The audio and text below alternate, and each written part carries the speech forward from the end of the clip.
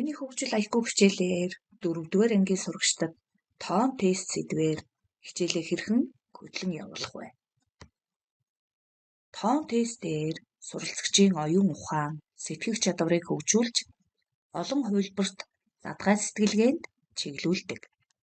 Энэ төрлийн даалгаврууд нь тоо тоолол, математикийн энгийн тооцооллыг ашиглан ерөнхий зүй тогтолыг олох, үл мэдэгчийг олох, тоон дарааллын гишүүдийг нөхөх, тооцоолол гүйцэтгэх зэрэг оюуны олон талт чадварыг шалгадаг. Ямар нэг зүйлийг олон талаас нь харах, шинжлэн судлах, эргцүүлэн бодох, өөрөөр сэтгэх чадварыг хөгжүүлэхдээ хичээлээ хэрхэн чиглүүлэх вэ?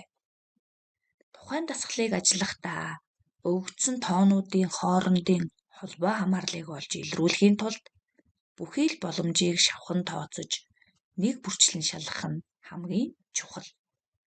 Жишээ бодлого харъя. Асуултын тэмдгийн оронд ямар тоо байх вэ?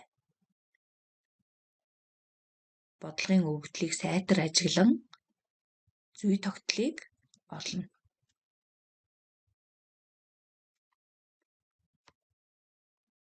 Зөв хариулт 1. Олох арга нь голын жижиг дугуйд 2 захын том дугуйд байгаа тоонуудын нийлбэрийн хариуг бичсэн байна. Ингэж бичихтэй эхний дугуйн тоонуудын нийлбэрийг дээд 2 секторт, 2 дахь дугуйн нийлбэрийг доод 2 секторт бичсэн байна. Ингэхээр нийлбэрүүд 29, 21 байх нэ. Сурагчид дасгалыг ажиллахдаа зүй тогтол, шинж чанарыг ойлгон, өөрийн үгээр тайлбарлаж байгаа эсэх, зөв хариуг сонгож байгаа эсэх анхаарлаа хандуулаарай. Өөрөөр хэлбэл нэг бодлогын хувьд нэг ижил зүй тогтолтой байна гэдгийг ойлгох нь чухал.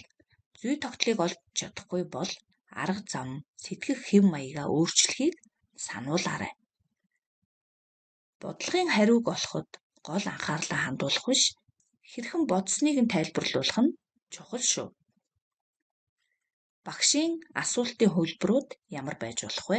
Бодлогын хувьд ямар зүй тогтол ажиглагдаж байна вэ? Тоонууд ямар холбоо хамааралтай байж болох вэ? Ямар үйлдэл хийх боломжтой байна вэ? Тоон цувааг ажиглаарай. Мөр болон багны дагуу ямар зүй тогтол шинж чанар ажиглагдаж байна вэ?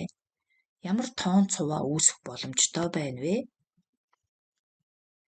Бодолтоо өөрийн үгээр тайлбарлаарай. Ижил зүй тогтолтой бодлого зохиож бодоод тайлбарлаарай. Гэх мэтээр хүүхдүүдийг чиглүүлэн ажиллаж болох юм. Ингээд дараах тоон тестүүдийг авч ашиглаарай.